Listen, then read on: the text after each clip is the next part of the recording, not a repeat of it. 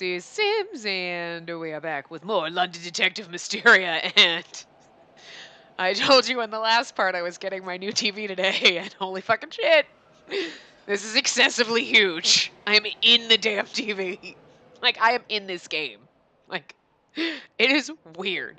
When I'm sitting on the couch, it's not as bad, but like, I sit on my bouncy ball close to my TV, and normally I sit there close enough where I can put my feet up on my console. Like, just the balls on my feet. You know what I mean? Like, I can put it up. And now, like, I'd have to, like, practically lean forward. I had to put myself, like, a foot and a half further back because I'm like, fuck, this hurts my brain. This TV is way too big. Like, it's huge. If you follow me on Twitter, you've seen pictures. Like, my stand, my entertainment stand, right? Everything. It's got like drawers on the side, one side, and the other side has got like where I can put my DVD players, my game consoles, all that stuff. So normally my old TV, which was 32 inches, fit there with my little jukebox thing, which is actually a decent size for my, what the fuck is with my phone? All of a sudden, the second I start recording, for my iPod, my old iPod, but whatever. That was never even plugged in. I don't even know where the plug is, but it was there. And then my router was in between and like everything. Now, like my TV takes up literally the whole fucking console. And like my router's like behind my TV. And I'm like, I have no room for anything up here. Plus it's so tall. There's built-in bookshelves in my apartment, like behind where you put your TV and everything. So it's not really great if you have a big TV because your TV, like this case, it's a 49-inch TV. It's blocking it. Like I have, so I had a couple pop figures on there. It basically, if I'm sitting on the couch, like here I can see it's up to the chin of a pop figure, right? If I'm on my couch, it's like you can't see above their eyes. Like it's cut off at their eyes. You see the tops of their heads. So all my shit on that shelf that's small or little, you can't see. So it's like, what the fuck? So luckily I had a box that I have not thrown out because I'm fucking lazy and it's been sitting here since Christmas when I ordered wrapping paper. And it's just long enough to fit on. It's a little bit shorter than the space I have on that shelf because I also have my Harry Potter giant box set that came with all the DVDs and like special edition shit and like whatever. That's there. So like the box that I have, I'm just gonna like wrap up in pretty wrapping paper or like cover in like a scarf or something. I have other like cardboard boxes up on the shelf above it to give like, different like dimensions so that my shelf's not one. It's perfect if you're putting books, but I have tons of little knickknacks. So I made like levels on the top shelf. And the bottom shelf, I have other little boxes and things, but not nearly enough. So like I'm gonna have to rearrange some shit. But that's part of my going through ripping my apartment apart and doing all this shit. So also now my other TV's just sitting on the floor in my bedroom because I don't have a place to put it yet because I'm ripping my apartment apart and like I'm like, this was not a good. And now I have a giant fucking TV box. Like I was like, I am so glad I work from home today because I was like, I need to be here for this because I can't have UPS dropping this off at my complex office because like, how the fuck am I getting a 49-inch fucking TV like to my house? It's not gonna fit in my car. It really would not have fit in my car. Like, there's no way. Even if I popped the trunk, I think the box was wider than my trunk. Like, I'm like, like I have to be here for this. Because I can't, I mean, I could have like signed and said, please just leave at the door, because at least it was in a brown box. But, and I highly doubt anyone's going to run off with my TV. Like, I'm in the back of the building, so like, only the person across the hall would like steal my TV, and I highly doubt he's going to fucking do that. Like, you know what I mean? You have to have some balls to steal something from the person that lives across the hall from you. Because, like, who's the first person that's like, you're the asshole that lives across the hall. You're the easiest person to drag shit. You're not going to do that. Like, I mean, I guess you could, but not everyone is Lupin, okay? And I don't think if Lupin lived across the hall from us, he'd still steal our shit. Okay. But anyway, so I'm in the TV. This is fucking insane. And like, nothing fits on my TV stand before. I could put like my tablet up and have my jukebox and all this stuff. And now I'm like, it's just my TV on it now. It feels so, I'm going to have to rearrange and like put some little things up on top of the thing in front of it just to make it look interesting. I don't know. It's like so bland right now. Like it blocks my shelves, but then I can't put all the stuff on the shelf in front of my TV because then they stick up a little bit higher. I had to move my Black Butler pop figures in front of my TV because I'm like, I just got them not that long ago and now I can't see them because the TV blocks. First world problems. Oh my God, this TV is huge. I think I might have made a mistake, but it was $20 more than the 43-inch. Like, why the hell? I'd be like, well, I mean, I'm already paying this much money. I might as well just extra 20 bucks and get a giant one, right? Plus, it's a smart TV. It's so nice.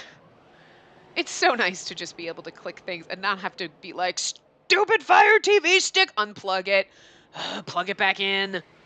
Yeah. So nice. Anyway, that was our 5-minute rant on my new TV, but like, shit, guys. This is already. I'm like so far back, and I'm like, holy crap, these words are huge.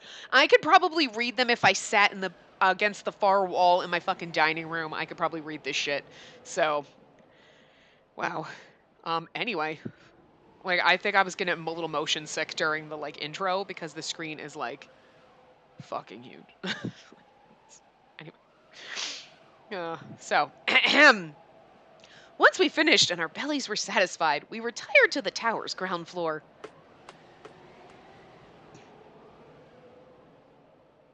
Why does he have a face, but the other ones don't? You know what I mean? The other ones usually just have, like, the dark hair and no eyes. Excuse me, sir. Oh, hello again. Oh, we first met. Oh, that's right. That's the night. Okay, that's why. I'm like, why does he look familiar? He's the. Okay. All right. All right. I was like, he looks familiar, but he has a face. Anyway. Oh, hello again. Oh, we first met on Baker Street when you were assigned to guard Holmes, didn't we? I remember you thinking you looked rather cold. What? Oh, yes. I'm surprised you remembered. His name is Garrett. He's stationed along the Baker Street area, which means he often is assigned to watch over me. Inspector Lestrade was looking for you, sir. If it's all right by you, I'd like to escort you to him. Thank you very much. Also, I have to sit so far back that, like, I can't, like, it doesn't really matter. I normally have my PlayStation remote plugged into my PS TV, and I just instead of like, oh crap, the battery's dead, I just leave it plugged in all the time, and I can't because it'll pull the PS TV off my fucking console, off the thing, because I'm so far away now. I'm really not that much further away, but I'm far away, like, and I'm still in the TV. Like, he's life size, not really, but he's almost life size. Christ. When we arrived, Inspector Lestrade was in the midst of encouraging his men with a grand speech. Don't let your guard down tonight. Not for your fellow officers. Not for me. There's no telling who Lupin will impersonate. Inspector Lestrade, I've brought Holmes to see you, sir. Good. I'm in your debt, Garrett. No, sir. It's always a pleasure to assist. Garrett cut himself short with a start. Mr. Holmes? What's wrong? Why did you grab Garrett's arm? You're very much mistaken, Inspector. I did no such thing.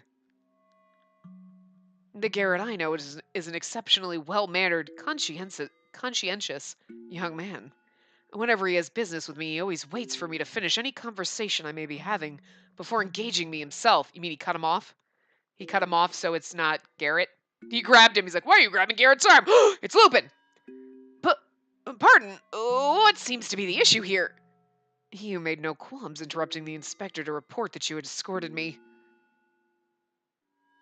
Garrett, I should say, would never do such a thing. Not to me, and never to a supervisor. Or superior, sorry. Might you be his identical twin? Well, then. He did not answer. A well-bedewed temple... Oh, okay, I was like, a well-bedewed temple. I get it. Well-bedewed.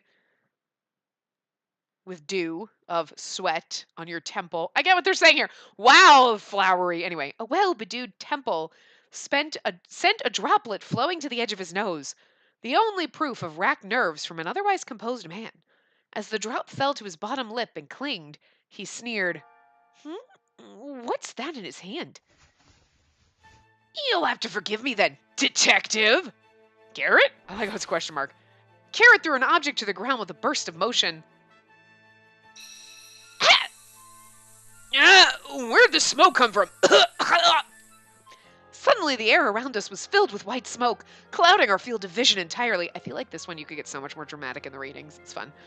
And it was not just the immediate vicinity that had become clouded, but the entire ground floor. We could hear the distant cries of officers panicking from all around. Gah! Holmes, are you all right? I could not see him, so I could only shout in hopes he would know it was me. Yes, nothing's wrong. What a relief. Where are you? Follow my voice. Take my hand. Hurry. Though I reached through the white gloom, I did not find him. I continued to sweep through until I felt my left hand being seized and pulled within. Holmes? We're going after him. With me, Miss Whitley. Wouldn't it be funnier if Lupin had our hand and his hand and like he's like and he's in between like hi, I'm just in between you guys. Okay. That just gave me the weirdest fucking flashback ever. It's not a weird flashback, but it's just like that oh my god, deja vu moment. Not because I've ever been trying to hold hands with Sherlock Holmes and Lupin has come in and held our hands in between. Nothing like that. But I just... When I was like 2, we went to Universal Studios in Hollywood. And I guess I was apparently... I don't remember being afraid of Frankenstein, but hello. And I was also afraid of Charlie Chaplin. I don't remember a lot. I remember a couple of things about the trip, which is weird because I was 2, but I remember watching like a little stage kind of show that my sisters were in. They had kids like do this little thing and they were acting in front of you, but I remember watching it on a screen and it was like an old-timey movie and my one sister was like a robber and the other one was dressed like an old-fashioned Bobby, you know, with like the little hats, like, you know what I mean? I was like, oh, ready. And it was like supposed to be an old-timey black and white film. And I remember watching the screen and I guess they were acting out on the stage in front, but I just remember seeing it on the screen. Like, so I remember that, which is weird. But then I also remember standing there, we're all standing there for whatever reason. I don't know, we're watching a parade or something. And all of a sudden, we're walking down the street. Okay, I'm walking. I got holding my mom's hand, sucking my thumb because I was 2 years old. Like, whatever. I look back, and there's everybody in my family waving goodbye to me. Okay, wait. But I'm walking with my mom. My mom's back there. And I just look up, and it's Charlie fucking Chaplin. And he's got my hand, and he's walking away with me. This fucking asshole. Okay. That jerk knew I was terrified of him and thought it was the funniest fucking thing to terrorize me. And my dad, I remember, used to, oh my god, recount that story and die laughing. He thought it was the funniest goddamn thing. Never got over it. Never thought, no. I swear to God, like, if he was still alive, like 30 years from now, he would still think it was the funniest thing. Still think. And I mean, I think it's funny too now, but I'm like, you know, I should have run away. But no, of course, I screamed, ran back to my parents. But there was a bunch of other people. You couldn't do that this day and age. People were like, oh my God, abusive parents. Back when I was a kid, it was like, that's hilarious. And it would be on YouTube if there were fucking such things back in the day, is all I'm saying. But I just had that deja vu moment, like, ha, you think you're holding Holmes's hand, and then you look up and like, ah, it's fucking Charlie Chaplin. I'd have driven him nuts because I talk too much. But anyway, as you can tell. But I just thought I'd share that with you. I can't believe we've had this channel for, what, 4+ years now, and I have never shared that story with you? Shit. That's like one of my earliest memories. I think that might actually be my earliest fucking memory. I can't remember jack shit, but I can remember that trauma. Don't traumatize your kids, guys. It stays with them for fucking forever. Unless they have a great sense of humor, then it's funny. It's still traumatizing, but it's funny. I don't know. Anyway. We're going after him. With me, Miss Whitley. All right. I was dragged along, the jerked force nearly causing me to trip over myself a number of times. Watson, take care of this situation here. We're going after Lupin. What? Wait a second, Holmes. We fled the scene blind, doubly so for me since Holmes tugged at my arm, with our destination being the first floor. Our field of vision only became clear upon ascending the staircase. That smoke was terribly thick. What was it? Smoke? That smoke was awfully thick. What was it? A smoke screen? Oh. It's a smoke screen created using a titanium oxide pigment. Lupin has made use of one at least once before, netting a valuable gemstone in the process. Oh no! Then that was Lupin? We'll need to step up the pace to the top floor. He's surely well on his way. I'm right behind you. You can't catch Lupin. You can't. I want him to get away so hard. I want him to get away. Like, I'm rooting for him. I know we're in Holmes's path. I want Lupin to get away. And thus we continued. Sorry, hold on. This game is so... It's not loud for you guys. It's so loud for me. I turned my TV down to, like, nothing. It's like, holy crap. Ugh. I can finally see again. Lupin's a bastard of a man. Hey, don't talk about our boyfriend that way, Disney princess. Disney princess jellyfish hair. I still love Disney princess jellyfish hair. He's a sweetheart. Watson, now able to see, surveyed his surroundings for a short time before being disturbed by a rushed voice. We have an emergency. Oh, I can't find the key to the display case anywhere. Lupin must have taken it. Men, to the top floor as fast as your legs can take you. Yes, sir. Lupin had managed to outwit the police once more. I should follow after them. And as he went to pursue Spacey and Holmes, he spotted one of the very people he was sure had already left, Holmes, whose breathing was weak and uneven. So it's fucking Lupin that's dragging us? That is fucking great. It's the Charlie Chaplin routine right now. You're like, I think I'm with Holmes, but I'll fucking know I'm not. Oh, I love it so fucking much. Holmes, what are you doing here? Holmes continued to lead the way until we reached our destination. We're finally here. Are you well, Miss Whitley? Forgive me for pulling you along so quickly. I wasn't too rough, was I? No, I'm perfectly well, thank you. Am I being too sensitive? He's being unnaturally kind. We shan't dally a moment longer. Now where could Lupin be hiding? My eyes were drawn to the transparent cabinet where Cullinan V? To Cullinan 5. I was too... I said that in my head and I was like, what? Duh, it's a Roman numeral. Why are you saying? But I guess I was trying to read Cullinan because I read it as Culinian or whatever the first time. Because I can't. Cullinan 5 to Cullinan 9 were displayed. It was a line of stunning sparkle and shimmer. I'll be happy when he steals this shit and gets out of here because it's killing me. And my eyes grew wider from awe to absorb the sight. So this here is Cullinan 7. I don't know why I can't say that. Cullinan 7 was a delicate marquise-cut diamond set into a fine brooch. I can read marquis. Like, I know how to say that. But I can't say Cullinan. There's just something about the way all those letters are put together that just makes for an awkward word. You know how, like, some people are like, oh my god, your eyes are pretty, and your nose is pretty, and your mouth is pretty, and everything about you is pretty, but when you put it together, it looks fucking weird. You know what I'm saying? That's that word. Light refracted and dispersed with a clarity that was a privilege to witness up close. The room itself also seemed to hold a sacred, colorful glow due wholly to its guests. Inspector Lestrade should still be in possession of the key, so as long as it's locked, Lupin cannot open it. So where could he be? Miss Whitley. Holmes took my hand once more. What is it, Holmes? This case has begun an enlightening experience in many ways for me. Has been an enlightening experience in many ways for me. It's made me see my arrogance as one would see themselves in a mirror, as well as that I'm a mere child who cannot live up to his father's name. What? Oh, she's like, wait, this sounds awfully weird. This is great. Through all my insecurities and ignorance, you never once left me. You stayed with me. Even now you stand right here with me. Lupin is not a man who would relinquish victory to me without a fight. My loss could be around the corner, and you may very well find yourself in danger again. Knowing that, will you still trust me? I'm not sure how to respond. This isn't like you. This isn't like you, Holmes. I should have trusted my instincts sooner. I knew something was amiss from the very beginning. I feel like it's hard because always, like, I'll always trust you, Holmes, but you're not Holmes. So I don't really know how that one's going to go. Like, this is not like you. Those answers just on their own, you should always is the right answer to Holmes. This isn't like you is the right answer because this is Lupin, right?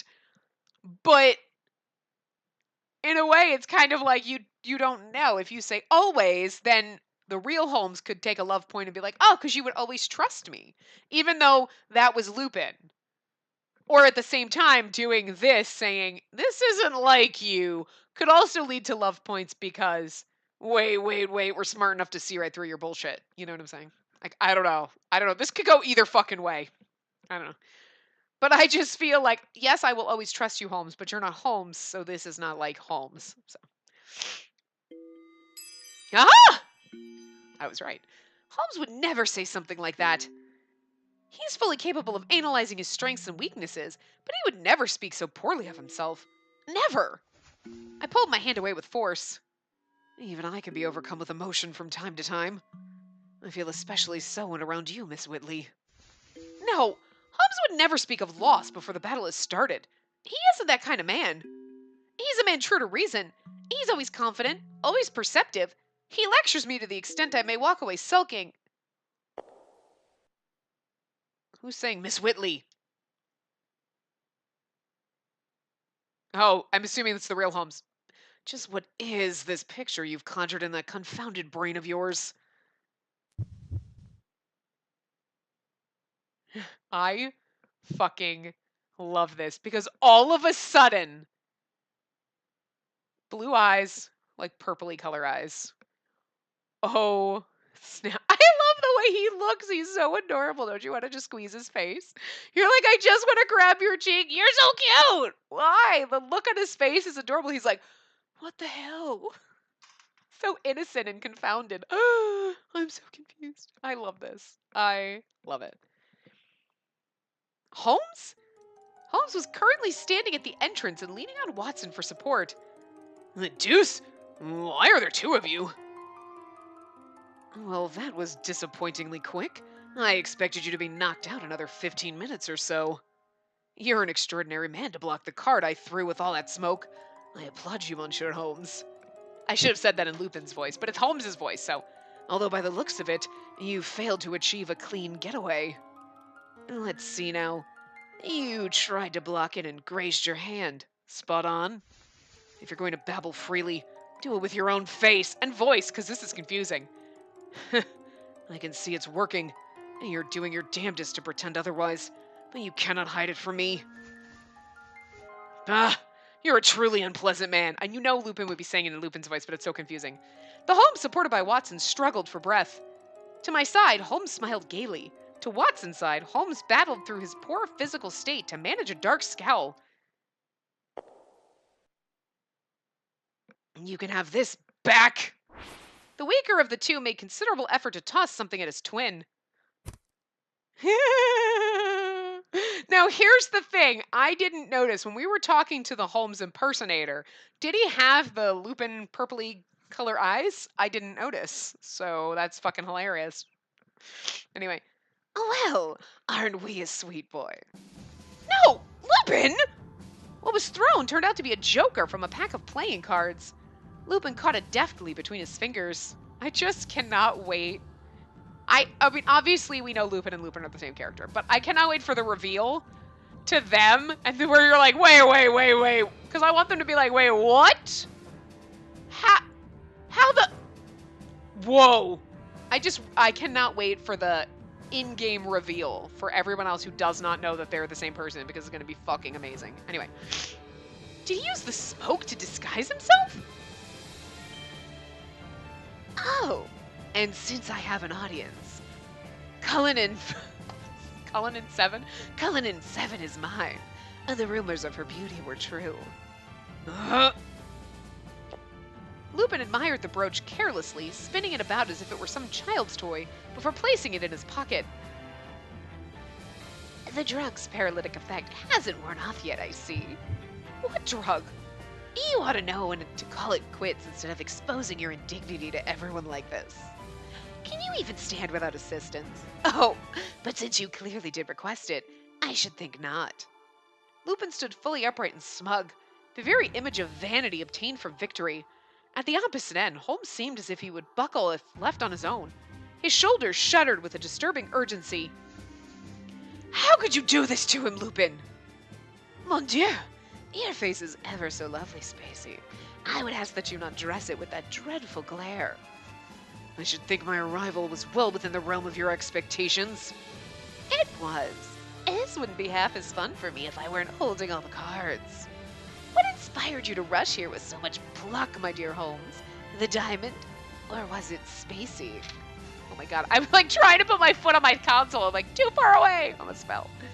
Every word from your mouth makes my blood boil. There's nowhere to run now, Lupin. From seemingly nowhere, police officers began to flood the room. You don't think he's got 5 million other tricks up his sleeves? How many cards do you think he's hiding up those sleeves? Anyway. I suppose. Your ranks are all very fine and large, Inspector, and I would be a fool to resist were I alone. But alas, you'll soon notice that I am not. He put his fingers into his mouth and whistled. The next moment, a crowd of black shadows shattered the large window and overwhelmed the room like a dark cloud. What the devil? He's called Ravens. Oh my god, I love Lupin so much harder right now. He just whistled for birds. I can't even get my bird to fucking do anything I tell him, but he's... Oh! Spacey's gonna faint a little. Oh, Lupin, if you weren't sexy to begin with, you sure as fuck are now. Oh, you have command of birds. You're a bird guy. Marry me? What? Indeed, he had. An entire flock of them had come at Lupin's behest. They behaved as a loyal army would against the officers, swirling and diving and creating all of the immediate chaos and destruction of a cyclone. What are you doing? Leave my hat alone. It's funny because Watson's our Disney princess, but Lupin can control birds. It's the Tower of London's ravens. I can turn the wings of birds and the fangs of wolves into beautiful weapons if I so will it. Why is he ridiculously sexy? Acting the part of the Raven Master and bewitching them proved less difficult than planned. Gah! Get away from me! Holmes tried to fight back as best he could, but the ravens' attacks with their beaks and talons were ceaseless, and he was not well. Also, animals hate him, so... It took a great effort on his part to avoid them. I advise you to pay close attention to how you treat them. And they're simply ravenous at the moment, and that makes them irritable. And I need not remind you of the legend that King Arthur's spirit dwells within their bosom. Play nice, won't you? Bosoms. Inspector! I must request permission to shoot these Denied, you loon! These ravens are cared for by the crown. If even one is shot, they'll be held to pay for all of us. The queen, right? She'd be like, you shot my birds! I'll fucking cut you! I love the queen, man. She's like, don't you touch my birds, bitch. Cat hates me because I'm a bird lady, but I gotta be nice to this fucking cat. But like, don't you touch my fucking ravens. I will take a motherfucker out. I love it. I love it. That'd be so me as a queen. He's absolutely right. These ravens protect the country. And should they fall, the crown and Britain will fall with them. You must treat them with due respect. At this rate, he's going to get away before we can get anything out of him.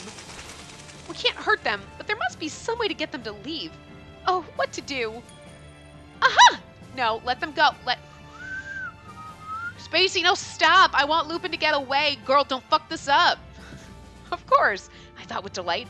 I remembered the hand glass I always kept with me. I took it, opened it, and pointed the light it reflected in the direction of the ravens. Forgive me, but this is the only way.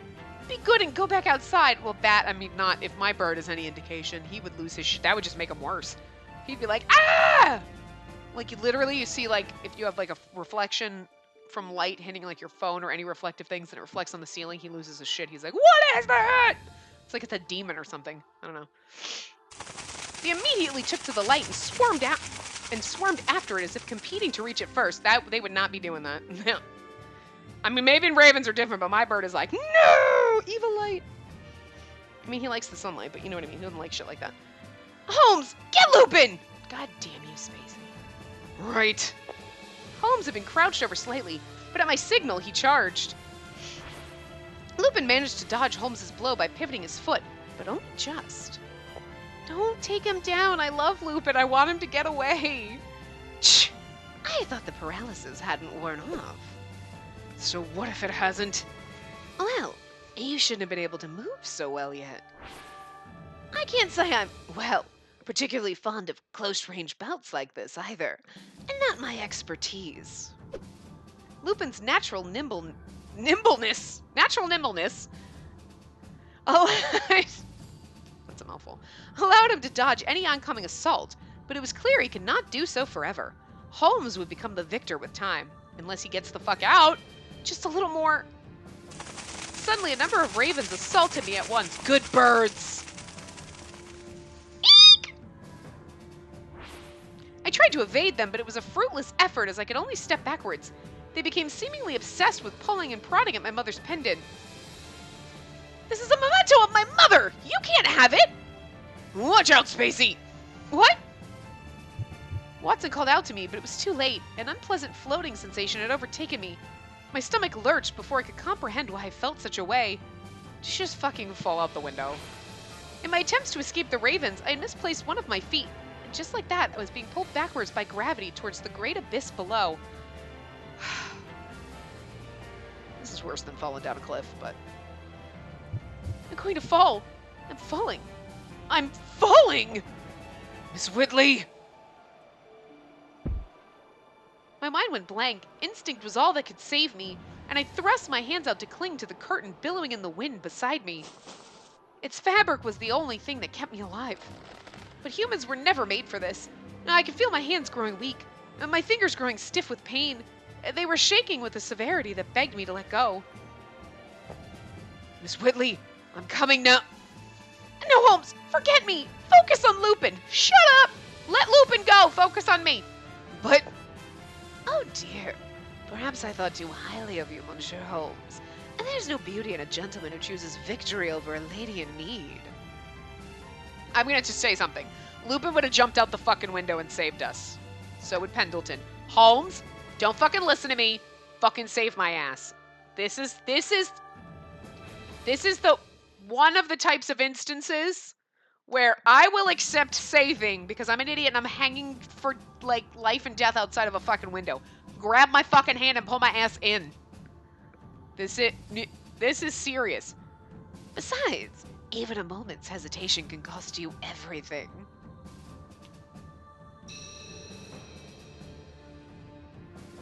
Lupin would save us. Like so.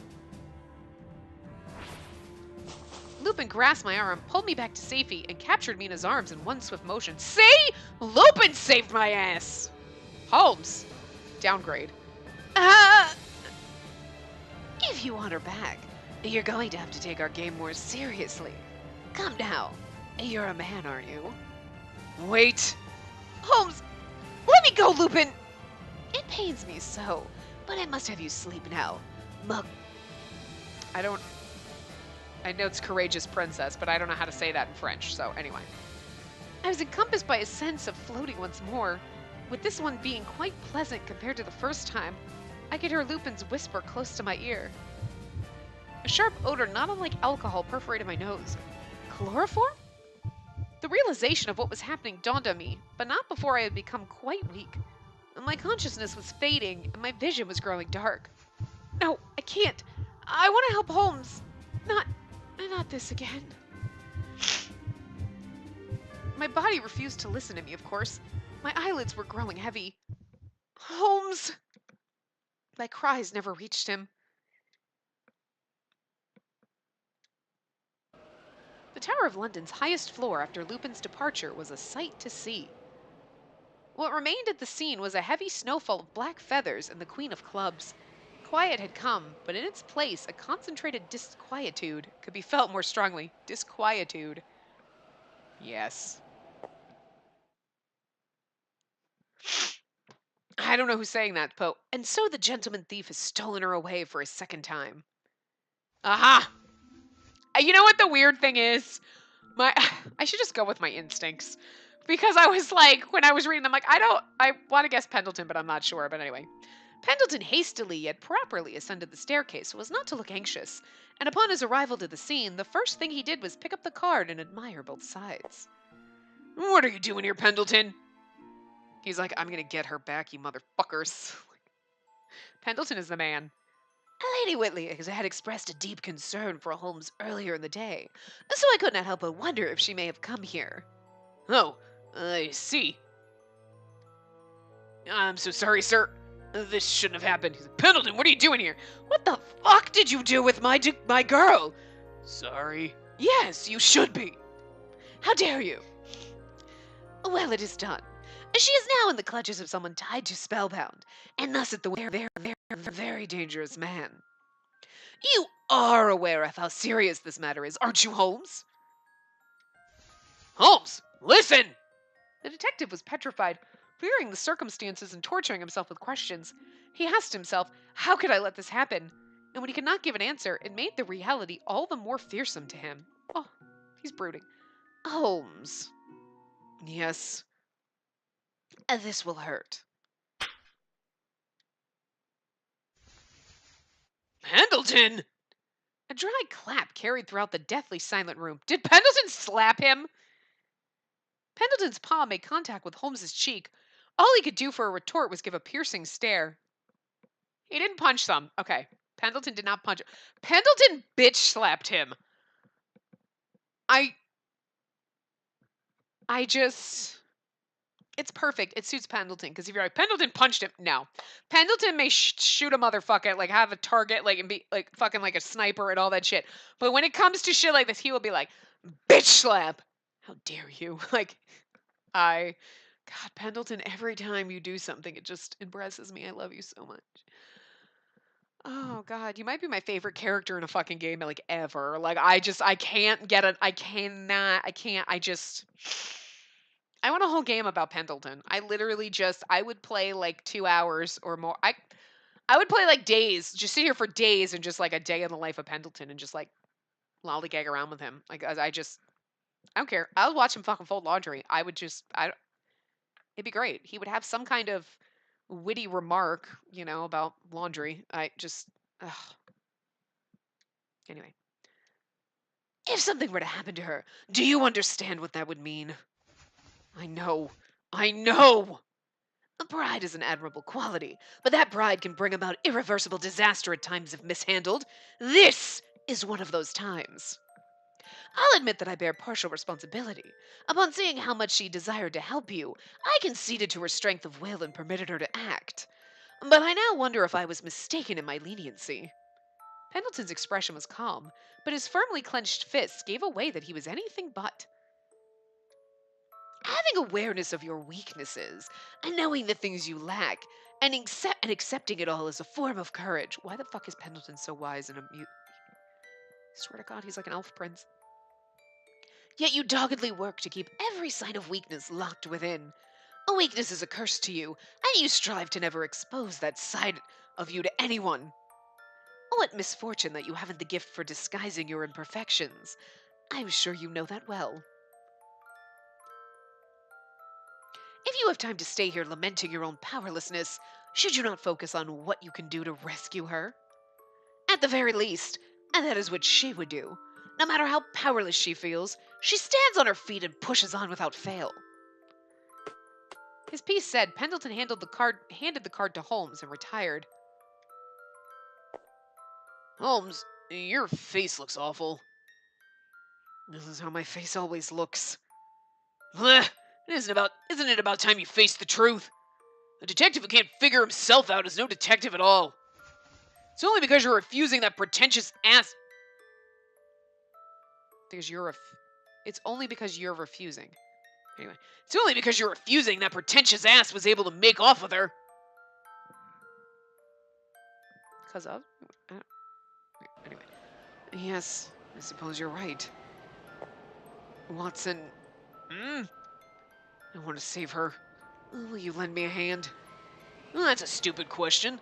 What are assistants for? I will call all the deers and bunny rabbits in the forest to save her. Where am I? What happened to me? I remember being abducted by Lupin, then I awakened to find myself in an unfamiliar environment. The room itself was barren. No decor, no distinct color, no additional furnishings other than the bed I was on to be seen. The only thing of note was a single window set within one of its stone walls. I eased myself upwards from the bed. That revealed one positive in the situation. I was not bound. I can't afford to waste a single minute here. God, I need to escape! I see you're up, princess, and I didn't even need to kiss you. Ah! What a fright! He's a handsome fright, though.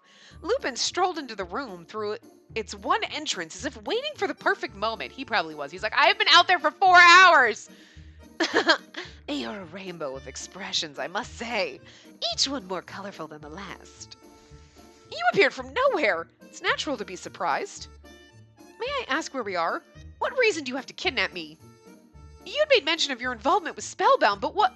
Please, one question at a time. I have many bases in London, and here's one of them. And that is the most I'm able to disclose. As for why I brought you here, why, that's simple. I wanted you for my what? You can't fool me. That you fascinate me to no end is absolutely true, however. You also happen to bring out the best in Monsieur Holmes. Lupin presented a leaf of paper. This is but one of several hundred handwritten messages planted within the Tower of London's vicinity by the students of Harrington Academy. The ordeal is the talk of London, let me tell you. And if it pleases you, permit me to read what they say.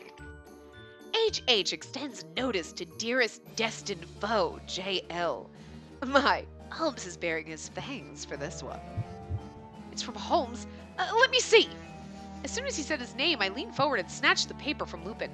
He continued to read aloud as if he had long memorized its contents. Lady W is too good for the likes of you, and as such, you are to return her at once.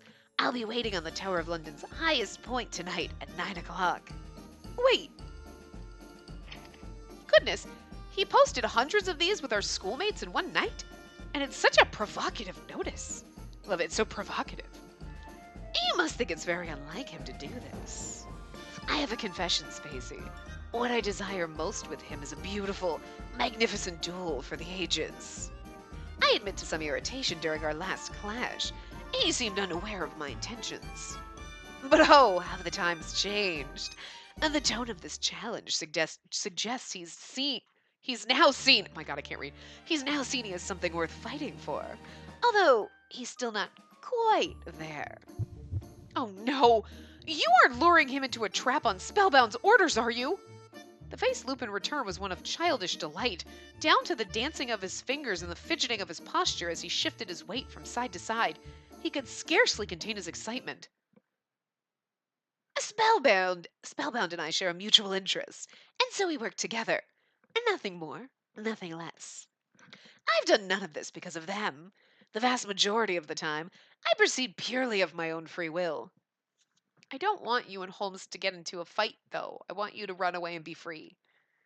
By the way, the one who paid his grudges to Monsieur Holmes, Colonel Moran, is one of Spellbound's executives. Not at the very top, mind you. There is another he must answer to.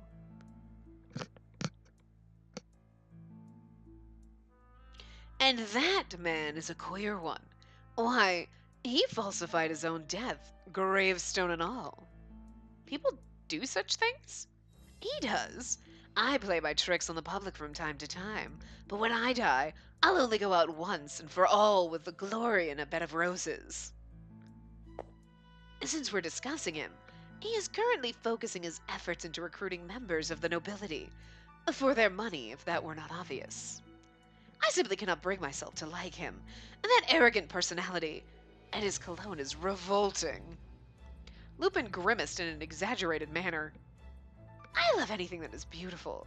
I have told you this before, yes? If I'm to ever put myself at risk, I want it to be in the name of beauty. I would risk every fiber of my being for beauty. But no matter the situation, even for beauty, I will never turn my back on a queen. And that is my way, and I will violate it for nothing. What does that mean? It sounds as if he would never abandon a woman in need, but it's difficult to say with him. Could it be literal? Is he referring to Her Majesty? Well, I mean, he is one of her detectives. It's fucking hilarious. The only other brought to mind was the gentleman thief's celebrated hallmark, the queens he left at the scene of his crimes. Queens are between jacks and kings in a pack of cards. The Queen of Hearts faces to the left, whilst the Queen of Diamonds faces to the right. I continued to muse in concentrated silence. This apparently did not entertain Lupin enough. In what must have been an act to sate his boredom, he leaned closer and peered directly into my eyes.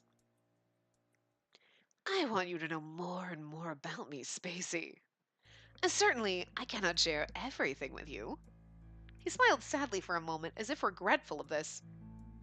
It tempts me, but I must refrain. If only you'd notice the very thing I want you to notice. To remain so oblivious is a sin, my dearest. Oh? And what would that be? Tut tut, Spacey. It's only when conscious of being loved by a man that a woman can blossom into the flower she was always meant to be. You're a detective. You must fail to detect the feelings others have for you. Oh, must you fail to detect the feelings others have for you? What? What? I could never grow tired of watching you. You're never in the same state for long. You are vile. Please, when it comes to women, I'm always sincere. Rest easy, Spacey. There's nothing in this world that would bring me to hurt you. You have my word. Now, all I ask is that you sit here in comfort until tonight's duel is finished. Be good for me, please. He exited the room, and I could hear the click of the door being locked, trapping me inside. His footsteps then grew softer and softer. I cannot sit here. I cannot let Lupin have his way. He says he wishes to fight Holmes of his own will, not because of Spellbound. But so long as I'm here, he will worry. To think of staying here instead of trying to lighten his burdens is ludicrous. I need to get out of here. The night was eventful. There were 3 silhouettes standing at the Tower of London's highest point. Though they met after dark, they had the aid of the moon to bathe them in light. It was an honor to receive such an earnest invitation from you. Well, I was certain you'd accept it. You know what would have been funnier is if they showed a scene of Holmes having everybody write and Lupin was saying, they're like, are you sure you want to do this? I mean, this just sounds scary. It just would have been, but you imagine, because he's like, he had all the students do it, and you're like, and Lupin was one of them, and you know it, and that's just fucking hilarious. He memorized it because he helped write the shit, and nobody knows. Oh, God, it's good. I love it. I love it. Anyway. Where's Spacey, Lupin? Lupin returned Watson's urgency and anger with a smile. Fear not. She's somewhere in this very tower, and she is unharmed. Then you have no intention of telling us her precise location. Whether I choose to be more precise is entirely up to you. I wish to duel you, Monsieur Holmes. One-on-one, of course. So I need you to keep your assistant on a lead. What? You aren't going to listen to this, are you? Very well. Stay out of this, Watson. Holmes? I'm pleased we could come to an agreement. For the terms, if you win, I will return her to you. If I win, however, I hope I don't need to spell my desires to you. All I need to know is that I'll be taking her back. Your face is wonderful right now. Strong, determined. So how do you like chess? I have no strong feelings one way or the other, but I've never lost a game. Oh, what a coincidence. I quite like it, and I, too, have never lost. You know what would be even funnier? Is if there had been a scene earlier in the game with, like, Lupin playing chess with Holmes. And like, oh, I lost! Ah! And like, oh, ha, ha, I never lose. And it was just, like, setting him up because he's like, but now I know how you work. Checkmate, I win. Like, you fucking great. I know. I don't know why. I know we're in Holmes's path and I'm rooting for Lupin. It's just, I just want him to get away with it.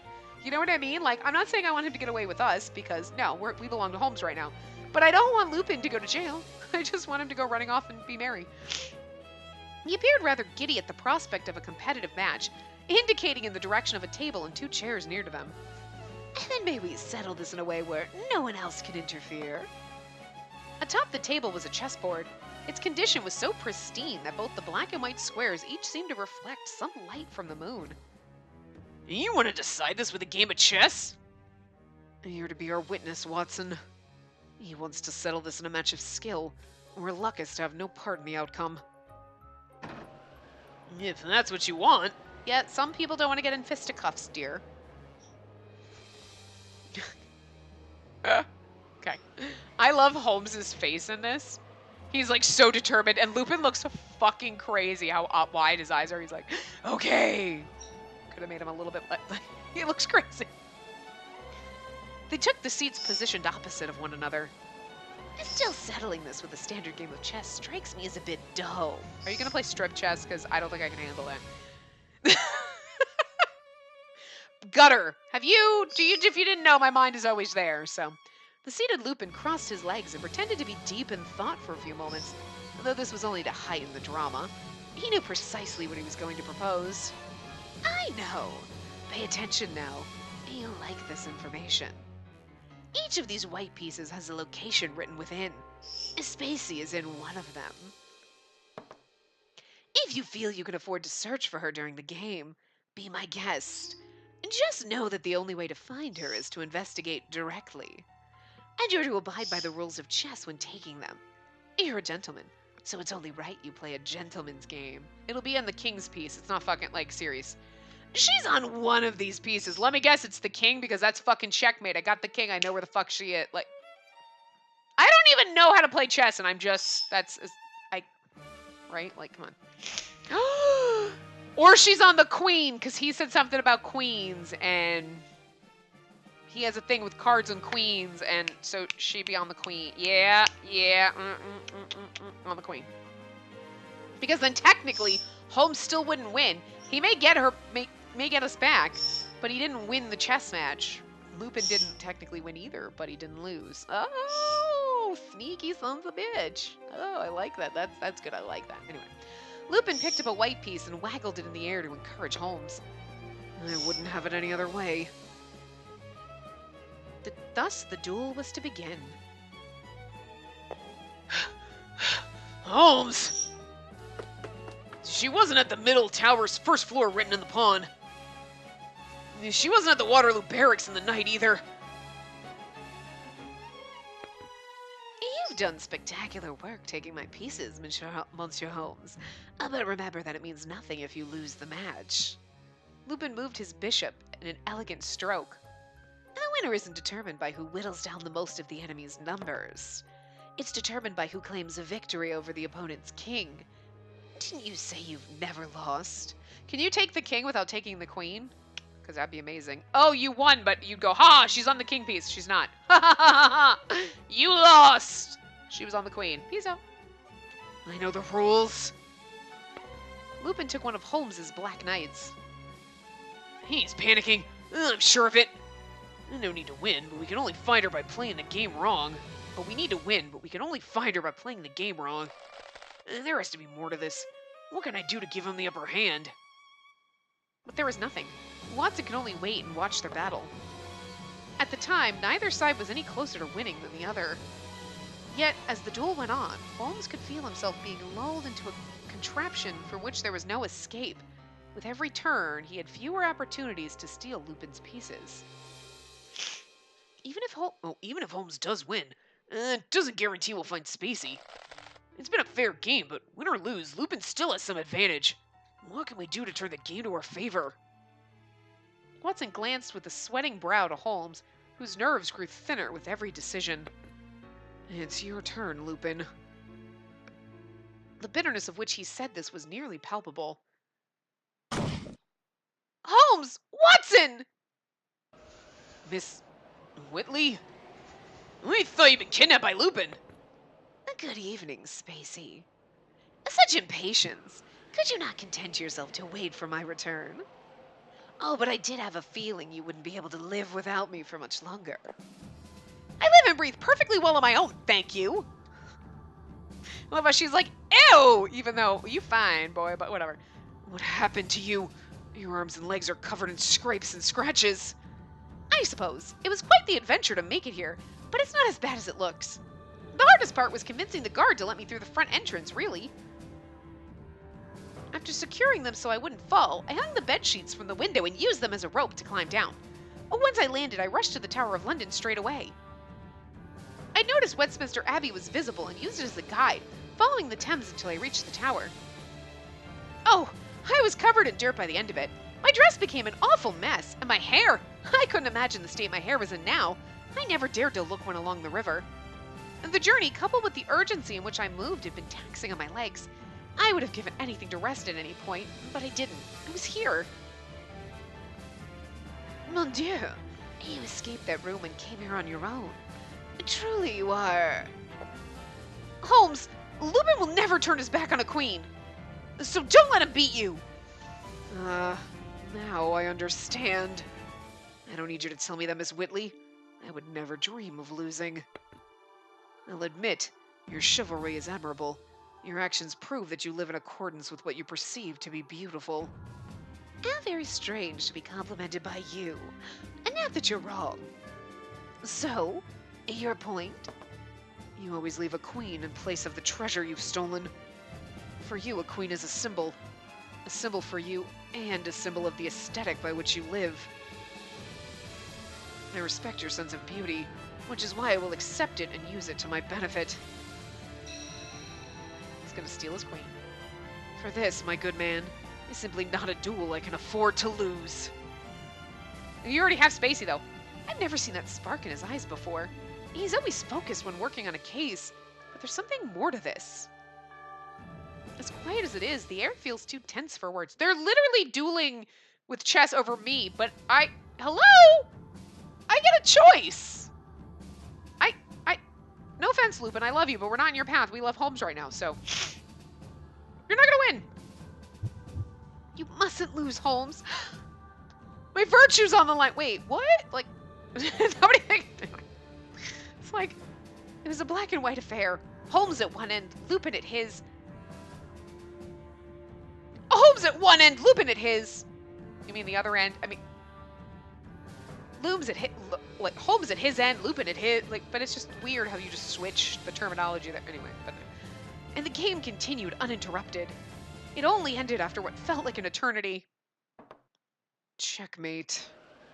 Holmes's black queen had Lupin's white king in its sights. Well played, Monsieur Holmes. Monsieur Holmes. I can't say that right. I don't know why. Although defeated, Lupin wore a very pleased grin, its contours illuminated further by the blanching moon. I take pride in the way I fight, you know. She remained to the very end, and I have no regrets. Lupin gathered the white queen on the board into his palm. I never want to lose sight of what's truly important to me in a duel. If that leads to my loss, then so be it. You didn't take his queen. And here, a fun tidbit for you regarding Colonel Moran. He plans to enter a contract with a nobleman of great celebrity and wealth in the near future. There's no guarantee, but perhaps catching him in the act will prove your innocence. Madame Frant's killer should be in his company as well. Tempting, no? And where does that leave you? You're no guilty of leaking confidential information. Have you forgotten who I am? Above spellbound, above all else, I'm a gentleman thief, a man who dazzles in the sun and leaves naught but magnificence in his wake. I live my life my way, and God help anyone who would try to stop me. Speaking of which, my congratulations on finding a similar passion for something. Lupin tossed an object in Holmes's direction. He caught it with ease midair. What's this? Black Knight?